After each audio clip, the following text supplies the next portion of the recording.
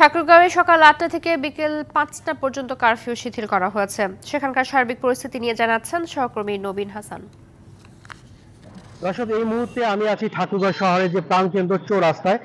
আপনারা জানেন যে চলমান যে কারফিউ চলছিল, সেই কারফিউটি শিথিল করেছে জেলা প্রশাসন। সকাল ৮টা থেকে বিকাল ৫টা পর্যন্ত কিন্তু কারফিউ শিথিল করা হয়েছে এবং বিকাল ৫টার পর থেকে কিন্তু আবার কারফিউ বলবৎ থাকবে এবং আগামীকাল কারফিউ থাকবে কিনা বা কয়টা থেকে কয়টা শিথিল থাকবে সেই বিষয়টি সিদ্ধান্ত হবে আজকে সন্ধ্যার পরে জরুরি বৈঠকের পর। আমি যদি আজকে কারফিউ শিথিল হওয়ার পরে চিত্র আপনাকে দেখাই, সকাল থেকে কিন্তু আমরা লক্ষ্য করছি কারফিউ শিথিল করা হলেও শহরে যে জনমানব অনেকটাই কিন্তু শূন্য বলা চলে, কিন্তু আমরা দেখছি যে যানবাহন এবং মানুষের সংখ্যা খুবই কম।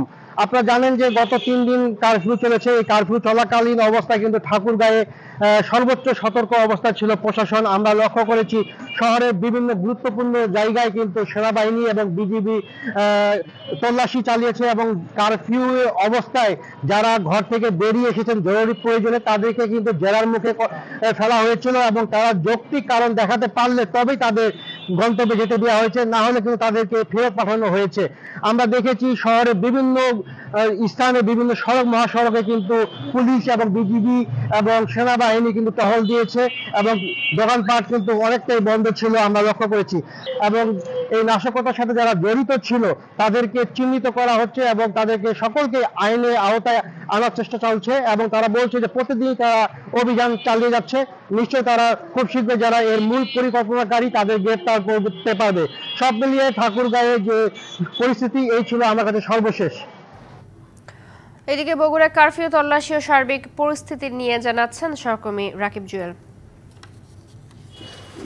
আমি সাতমাথায় রয়েছি। বগুড়ার এই প্রাণকেন্দ্র বলা চলে। এই সাতমাথা মূল যে পয়েন্ট, শহরের যে মূল পয়েন্ট, সেই সাতমাথা, এই সাতমাথাতেই কিন্তু গেল 16 জুলাই যে তাণ্ডবটি চালানো হয়, তারপর থেকেই সারা দেশের মতো বগুড়ার জেলা জুড়েও কিন্তু আইনশৃঙ্খলা পরিস্থিতি ব্যাপক কড়াকড়ি আরোপ করা হয়েছে এবং আপনি জানেন যে আসলে কারফিউ চলছে। কারফিউর বগুড়ার পরিস্থিতি যদি আমি বলি যে গেল 2 দিন ধরে কিন্তু কারফিউর মধ্যে মানুষের যে জীবনযাপন সেটি অনেকটাই বলা চলে স্বাভাবিক, তবে গাড়ি চলাচল, যান চলাচল যেহেতু একেবারেই নেই। শুধুমাত্র শহরের ভেতরে যে 3 চাকার যানগুলি রয়েছে, রিক্সা, অটোরিক্সা, সেগুলোর পরিমাণ কিন্তু সংখ্যা কিন্তু দিন দিন বাড়ছে এবং সাধারণ মানুষ ঘর থেকে বেরোনো শুরু করেছেন এবং সাধারণ মানুষ বের হচ্ছেন ছোটোখাটো প্রয়োজনে এবং প্রয়োজন ছাড়াও। আমরা দেখতে পাচ্ছি যে পাড়া মহল্লায় মানুষের যে আসা বের হওয়ার প্রবণতা সেটি কিন্তু বাড়ছে এবং এই নাশকতার যে নাশকতা চালানো হয়েছে, অগ্নিসংযোগ চালানো হয়েছে, সব কিছু মিলিয়ে এই তাদেরকে গ্রেপ্তার করা হয়েছে। 64 জনকে এখন পর্যন্ত গ্রেপ্তার করা হয়েছে। বাকিদেরও গ্রেপ্তারের জন্য দিনরাত অভিযান চলছে বলে আমাদেরকে পুলিশ জানিয়েছে।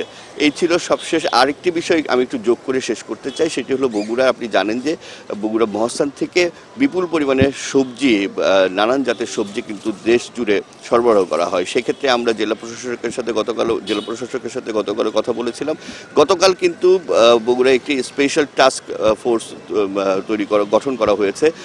জেলার অতিরিক্ত জেলা প্রশাসকের নেতৃত্বে সেই স্পেশাল টাস্ক ফোর্স গঠন করা হয়েছে এবং বাংলাদেশ সেনাবাহিনীর 2টি ইউনিট সেই টাস্ক ফোর্সে কাজ করছেন এবং অন্যান্য আইনশৃঙ্খলা পরিস্থিতি মিলিয়ে, এবং তারা এই জেলা থেকে অর্থাৎ মহাস্থান এলাকা থেকে যে সকল সবজি অন্যান্য জেলায় যাচ্ছে সম্পূর্ণ শতভাগ নিরাপত্তা নিশ্চিত করে সে সমস্ত সবজির ট্রাকগুলো কিন্তু সরবরাহ করার কথা জানিয়েছেন আমাদেরকে। সবশেষ এই ছিল আমার কাছে বগুড়া থেকে নাশকতা পরবর্তী এবং কারফিউ পরিস্থিতি নিয়ে আমার কাছে খবরাখবর।